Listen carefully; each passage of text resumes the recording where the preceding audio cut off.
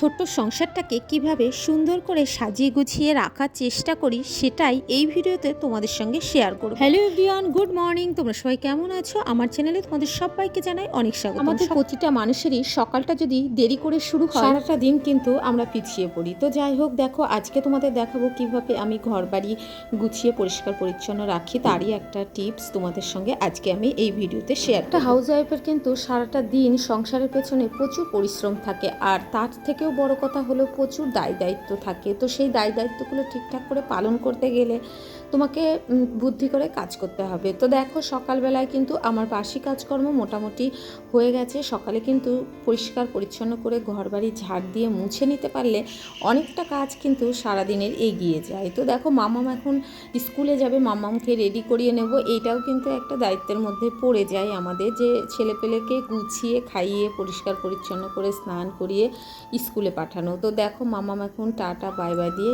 স্কুলে বেরিয়ে যাচ্ছে। টাটা। ঠিকই আছে, ঠিকই আছে, দাও টাটা। টাটা। যাও দাও। দেখো মামামকে তোমাদের দাদাভাই স্কুলে দিতে গেল। এখন কিন্তু ঝটপট করে আমি আমার যে বাদবাকি কাজগুলো আছে সেগুলো কিন্তু সেরে নিতে পারবো। এত পেয়ারা হয়েছে, কিন্তু কি বলো তো, বর্ষাকালে পেয়ারাতে পোকা হয়ে যায় জানো তো। গাছে একদম পেয়ারা ঝুমঝুম করছে। ওই দেখো মামাম চলে গেল, দেখেছো? ওই যে মামাম চলে যাচ্ছে। তো যাই হোক, এই গাছের পেয়ারা শীতকালের দিনে না যখন হয় না, খুব টেস্টি হয়, এত মিষ্টি হয়। 3বার পেয়ারা হয় জানো তো। তো এই এখন বেশি হয়, কিন্তু এখনের পেয়ারাগুলো আর খাওয়া যায় না। প্রচুর পেয়ারা হয়েছে। তো গাছের ডাল কেটে দিতে হবে, তারের উপরে পড়েছে। তো দেখো রোদ উঠেছে, আর আমি কিছু জামা কাপড়ও কেচেছি। তো পেয়ারা খেতে আমি ভীষণ ভালোবাসি। একটু ডালগুলো কেটে ছেটে দিতে হবে। দেখো ওইদিকে সব ঝুলে গেছে, পেয়ারা খাওয়া যাচ্ছে না, শুধু ঢস করে পড়ছে। ওই দেখো নিচে পড়ে আছে। তো যাই হোক, দেখো প্রচুর জামা কাপড় কেচে নিয়েছি, দেখেছো? এগুলো এখন সব মেলবো। আর রোদ উঠেছে দারুণ সুন্দর। দেখো আবার হয়তো বৃষ্টি চলে আসবে। কালকে সকালের দিকে রোদ হয়েছিল, আবার বৃষ্টি দুপুরের দিকে প্রচুর বৃষ্টি হয়েছিল। তো আজকে জানি না কি হবে। তো সকাল সকাল একটু কাচাকুচি করে নিয়েছি। তো এখন এগুলো সব মেলবো। তো চলো। আর আমার রান্নাবান্নাও হয়ে গেছে, দেখাচ্ছি আজকে কি রান্না হয়েছে। আজকে একদম শর্টকাটে রান্না করেছি জানো তো। তো এইগুলোই চলো তারপরে দেখাচ্ছি তোমাদের কি রান্না। দেখো আজকে কিন্তু রোদ দেখে আর লোভ সামলাতে পারলাম না। সকালবেলা উঠেই কিন্তু গরম জল করে জামা কাপড় ভিজিয়ে দিয়েছিলাম। আর গরম জলের জন্য কিন্তু জামা কাপড় ভেজালে বেশ পরিষ্কার হয়, কাচতেও কিন্তু কষ্টটা অনেকটাই কম হয়। তো দেখো সেই জামা কাপড়গুলো কিন্তু আমি রান্নার আগেই কেচে দিয়েছিলাম, তারপরে মেলা হয়নি, রান্না করতে চলে গেছিলাম কারণ মাম্মামকে স্কুলে যাবে। তো এখন কিন্তু জামা কাপড়গুলো সব মেলে দেবো। আর যা বাইরে রোদ আছে তা খুব তাড়াতাড়ি কিন্তু শুকিয়ে যাবে। সকাল সকাল জামা কাপড় কাচে তারা কিন্তু আগের দিন জামা কাপড় যদি রাত্রে ভিজিয়ে রাখো গরম জল করলে, তাহলে কিন্তু পরের দিন সকালবেলা খুব সুন্দর জামা কাপড় পরিষ্কার হয়। আমি কিন্তু মাঝে মাঝে সেটা করি জানো তো। তো যাই হোক, দেখো সমস্ত জামা কাপড়গুলো মেলে দিয়ে আবার ঘরে চলে আসলাম। আর বাইরে এতটাই রোদ, তো প্রচণ্ড গরম লেগে গেছে। তো এদিকে রান্না কিন্তু আমার অনেকটা হয়ে গেছে, আর কিছুটা বাকি আছে। আর বহুদিন ধরেই না কচুর শাক খেতে ইচ্ছা করছিল, কিন্তু ইচ্ছা থাকলেও তো কিছু কিছু জিনিস আছে উপায় হয় না। কারণ কচুর শাক হয়তো আমাদের পাড়াগাঁয়ে পাওয়া যায়, কিন্তু এটা কিন্তু তুলতে ধুতে কাটতে একটু খাটনি হয়, ওই জন্য কিন্তু ইচ্ছা করলেও খাওয়া যায় না। শাক পাতায় কিন্তু ভীষণ উপকারী, তার মধ্যে কিন্তু কচুর শাক একটা। কচুর শাক খেলে কিন্তু গায়ে রক্ত পরিষ্কার। শাকটা কিন্তু আগের দিন রাত্রেই বেছে পরিষ্কার করে রেখে দিয়েছিলাম, আজকে সুন্দর করে ধুয়ে পরিষ্কার করে নিয়ে তেলের উপরে দিয়ে দেবো। তো প্রচণ্ড গরম লাগছে, এদিকে তো পাখা বন্ধ, তোমরা দেখতেই পাচ্ছ। দেখো বন্ধুরা, আমার কচুর শাক কিন্তু একদম অল্প একটু হয়ে গেছে। দেখলে না, এক কড়াই, পুরো এক কড়াই ছিল। দেখো রান্না করে কোনটুকু হয়ে গেছে, দেখেছো? কচুর শাক কিন্তু তাই, যে কোনো শাক জাতীয় জিনিসই না রান্না করতে গেলে একদম অল্প একটু হয়ে যায়। আর এই কচুর শাক কিন্তু দারুণ টেস্টি টেস্টি লাগে। তো আমি দেখো পেঁয়াজ দিই না, একটু রসুন দিয়েছি, আর একটু কালো জিরে ফোড়ন দিয়েছি, আর এখানে শুকনো লঙ্কা দিয়েছি, আর কাঁচা লঙ্কা তো আছে। কচুর শাক কিন্তু একটু গলা ধরার ভয় আছে, ওই জন্যে কিন্তু ঝালটা একটু বেশি দিতে হয়, তাহলে গলাটা ধরার ভয় থাকে না। অবশ্য গন্ধরাজ লেবু আছে ঘরে।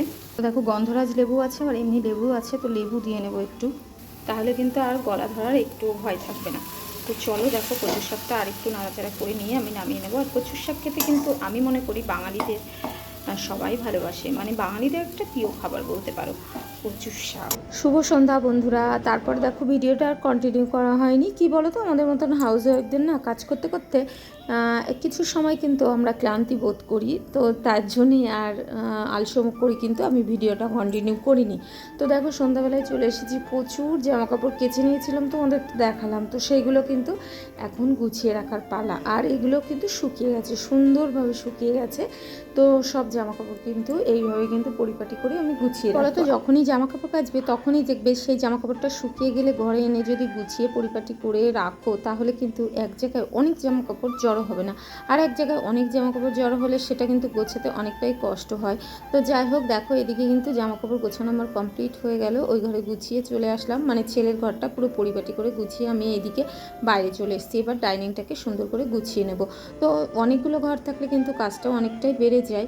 তো দেখো এদিকে এইগুলো সব আজকে কেচেছিলাম, তোমাদের তো দেখালাম। আমি কিন্তু অন্য অন্য দিন কি করি বলো তো, একটা তুলে কাচতে দিই আর একটা কিন্তু পেতে দিই সঙ্গে সঙ্গে।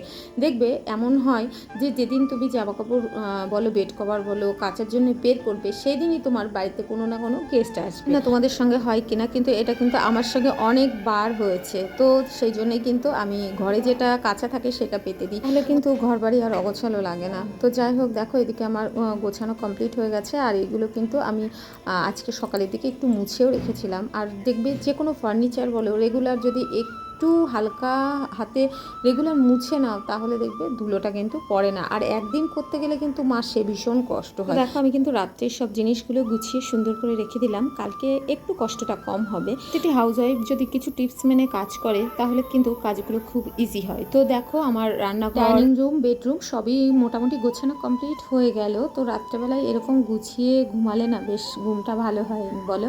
তো যাই হোক, আমার গোছানোটা কেমন লাগলো তোমরা প্লিজ কমেন্ট করে জানিও। আর কালকে একটা নতুন ভিডিও নিয়ে চলে আসবো। আর আমার ভিডিওগুলো যদি ভালো লাগে চ্যানেলটাকে সাবস্ক্রাইব করে রেখো আর একটা লাইক করে দিও। Tata, bye bye, good.